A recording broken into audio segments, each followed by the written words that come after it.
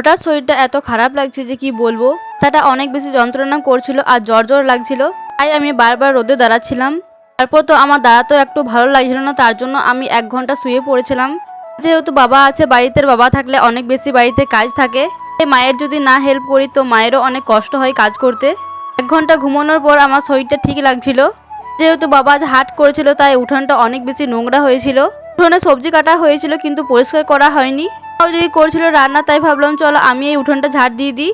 আমি তো উঠোন ঝাড় দিচ্ছিলাম কিন্তু অনেক বেশি হাওয়া দিচ্ছিল, পরিষ্কার করেই যাচ্ছিলাম আর নোংরা হয়েই যাচ্ছিল, তার জন্য অনেক বেশি আমার টাইম লাগলো। কিন্তু শেষমেশ উঠোনটা ভালোভাবে আমি পরিষ্কার করে দিয়েছি।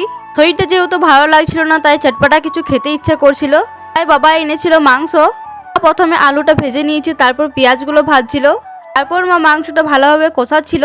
দিয়ে আমার তো অনেক বেশি জল তেষ্টা পেয়ে গেছিল। তারপর বসে বসে ইনস্টাগ্রামে রিলস দেখছিলাম, সেখানে আমি একটা ভিডিও দেখলাম যেখানে একটা মেয়ে কুল মাখা খাচ্ছিল। এই কুল খাওয়া ভিডিওটা দেখে আমারও কুল খেতে ইচ্ছে হলো, আমিও কুল খাচ্ছিলাম আর এদিকে মায়ের কাছে বকাও খাচ্ছিলাম। খারাপ তো একদমই কুল খাওয়াটা ঠিক না। আর এই ভিডিওটা এডিট করতে করতে আমারও তো জিভে জল চলে আসছে। এদিকে বাড়ছিল পদিমা। আজ হবে পদিমার চাটনি, কিন্তু পদিমার মধ্যে তেঁতুল আর পদিমা একসাথে মিক্স থাকবে। আর এদিকে মায়ের মাংস কষা হয়ে গেছে কমপ্লিট। বাড়িতে মাংস কষা হবে আর খাবো না তাই কি হয়, মায়ের হাতে মাংস কষা উফ দারুন। তারপর মাকেও 1 পিস টেস্ট করালাম।